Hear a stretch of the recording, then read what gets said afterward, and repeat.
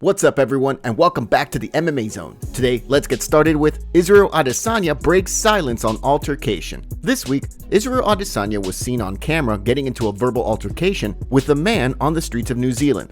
After video footage of the altercation went viral on social media, the last stylebender released a statement to the Herald late in the week, explaining his side of the story. As the former champion revealed, while leaving a cafe post-training, a passing car slowed down to hurl racial insults at him, before then challenging him to a fight. While Adesanya explained in a statement that initially he brushed the situation off, the car then stopped with the passenger getting out to verbally accost him. He explained in the statement, quote, "The passenger got out, approached me aggressively, continued his torrent of abuse and demanded I fight him. I tried to de-escalate the situation repeatedly. As he got closer, I asked bystanders to call the police. He then entered my personal space, and I felt threatened. To protect myself, I became more forceful in my language and defensive. Though he paused, the abuse continued, so I left him with some choice words, cautiously moved to my car, and drove away."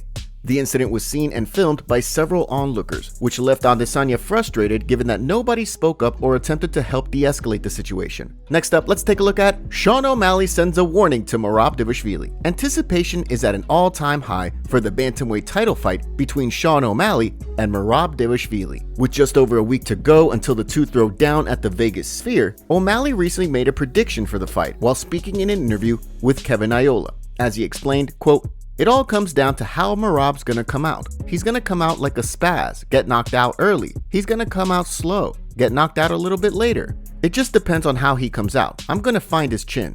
There's no question in my mind. Will I hit Merab on the chin multiple times? If he can take it multiple times, but I'm gonna find his chin 100%. O'Malley has also made it clear that he'll open up the recently sustained cut on Merab Dvalishvili's eyebrow at some point throughout the fight as well. Fortunately for the MMA world, the fight is expected to go on as planned despite the cuts sustained by Dvalishvili that required stitches and the suspicious spot on the #1 contender's arm that caught the attention of the MMA community. While fans were concerned the spot on the machine's arm was a staph infection, he was recently cleared by a doctor this week, putting the MMA community at ease. Next up, let's take a look at Kamaru Usman fires back at Belal Muhammad for comments. After previously stating that he wants to defend the welterweight title against either Shavkat Rakhmonov or Kamaru Usman, Belal Muhammad recently dropped an AI-generated diss track aimed at the former champion on social media. In response to the diss track and previous comments from the champion, Usman fired back on his Pound for Pound podcast with Henry Cejudo this week. Hey, imagine how I feel. I'm like, who the is this guy? Who the is that guy? That's how I feel. I didn't know who this guy was a couple years ago or last year. I didn't hear his name. I don't even remember his name. But I get it. When you that's one thing I said. When you become champion, it's the affirmation of the delusion that you've had in your mind, thinking that you could get there for all these years. Muhammad took to social media to respond, writing, "Okay, first things first, why are they both shirtless?" In response to Aaron Bronstetter's suggestion that Muhammad and Jason Anik go shirtless for their next podcast, Muhammad wrote, "He's on a 3-fight losing streak, so he's trying to get OnlyFans to sponsor him. I'm not that desperate yet." So far, it's remained unclear whether Muhammad will fight Shavkat Rakhmonov for his first title defense or the former champion Kamaru Usman. However, the champion did recently explain that he would prefer Rakhmonov because Usman is on a 3-fight losing streak. Next, let's take a look at new details on UFC 306 event. When Dana White announced that the UFC would be hosting the first ever MMA event at the Vegas Sphere, he vowed to make the event one the MMA community would never forget. While fans have been disappointed by the slimmed down card having just 10 fights, the UFC is going all out, investing $20 million into the event, while hiring notable director Glenn Weiss and Academy Award nominated Carlos Lopez Estrada to handle the production for the evening. According to a report from MMA Fighting, the card will feature 6 short films set to air between fights, each running 90 seconds. As UFC Chief Content Officer Craig Borsari explained in an interview with The Hollywood Reporter this week, the films and the production for the evening will coincide with the Mexican Independence Day theme of the overall card. As he explained, quote, "At the highest level, we were trying to think about how do we put on a live MMA fight 10 fights throughout the night and not take away from the fight action, not take too much time in between fights where we slow things down, but also tell this other story about the Mexican people and their heritage and their culture, because it's rich and it's deep. The card will also see images broadcast across the massive LED screens inside the venue during fights, so that each fight feels as though it's taking place in a different world, according to Borsari. In a post on social media this week, Sugar Sean O'Malley revealed that he was left stunned leading up to the fight, writing, "Dana just walked me through the event. Holy ish, insane."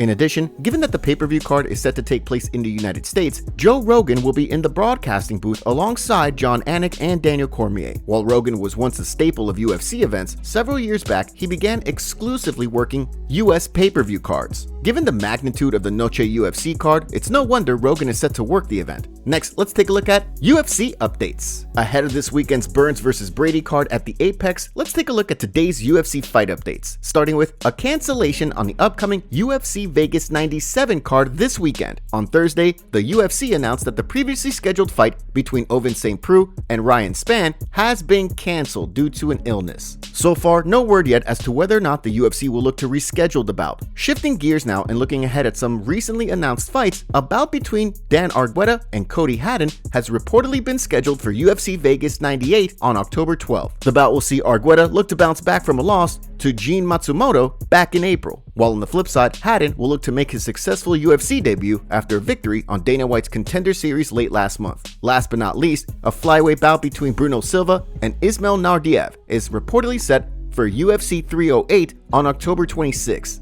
In the fight, Silva will look to build on a 4-fight win streak inside the octagon. On the flip side, Nardiev will be looking to make his UFC debut after a win under the Brave banner back in December. Next, let's take a look at Conor McGregor announces his next fight? Although the MMA community is anxiously awaiting news on Conor McGregor's next bout, the former champ appears to have his sights set on another bout. In a post on social media on Thursday, McGregor revealed that he's planning to run for office in Ireland. In his post announcing his intentions to run for public office, McGregor also revealed some big plans in the event that he winds up in office, writing, "As president, I hold the power to summon the Dáil as well as dissolve it. So, as I said before, I would have all the answers the people of Ireland seek from these thieves of the working man, these disruptors of the family unit, these destructors of small businesses, and on and on and on. These charlatans in their positions of power would be summoned to answer to the people of Ireland, and I would have it done by day end, or I would be left with no choice but to dissolve the Dáil entirely. Stop the train until the people of Ireland deserve the answers they seek. Point blank. This would be my power as president. I know very well Ireland needs an active president employed wholly by the people of Ireland. It is me. I am the only logical choice. 2025 is upcoming."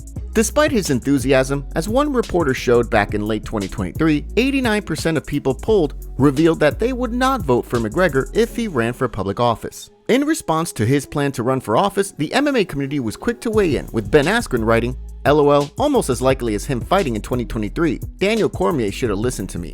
Chris Curtis also chimed in, writing, "Bro, Conor McGregor just downloaded the Life DLC and decided to do a boss run."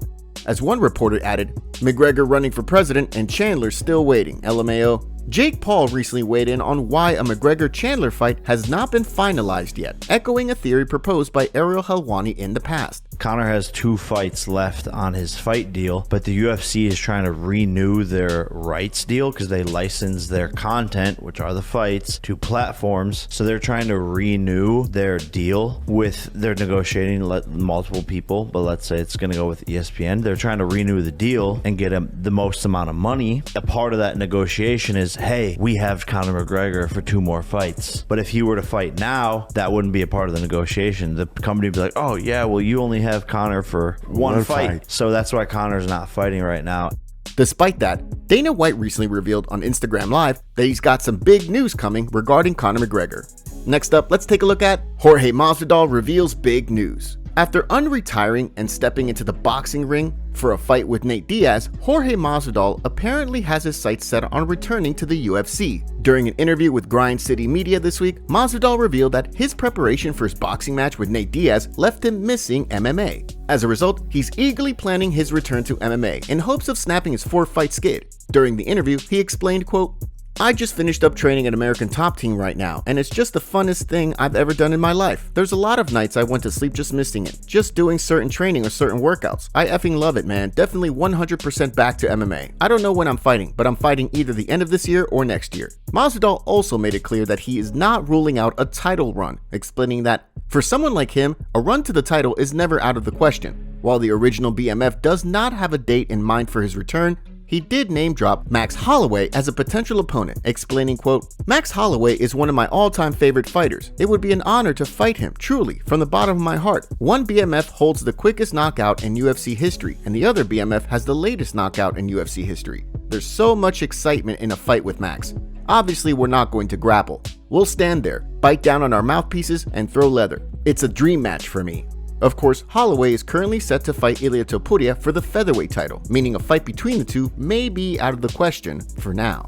Islam Makhachev reveals sad news. In a recent podcast, Islam's coach Javier Mendez revealed that Islam most likely will not fight this year, and he hasn't even returned to training ahead of his hand injury. We reported earlier this week that Islam was still injured. He was seen with his left hand wrapped up when he was wrestling a kid. The hand injury seems to be taking longer than expected to heal. Here's what Islam's coach had to say. Роман Сурутян сказал мне, что его бой с Исламом может состояться в декабре.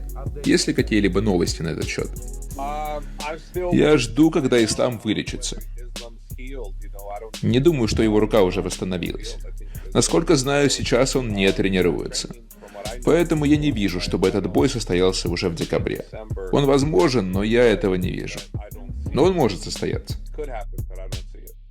Как я понял, он может пройти в январе. Да, больше вероятности, что в январе-феврале. Но я не думаю, что он пройдет в декабре, потому что рука еще не восстановилась. Top comments. You guys got ridiculous pay-per-view prices. Here in the Middle East, you pay $80 a year for the whole UFC fights, including PPV fights by StarZone. Piracy isn't going to be stopped how Dana thinks it will. I will never in my life pay $70 to watch Sean versus Merab. Merab is like a 12-year-old that posts everything in his life trying to impress the popular girls, but fails horribly.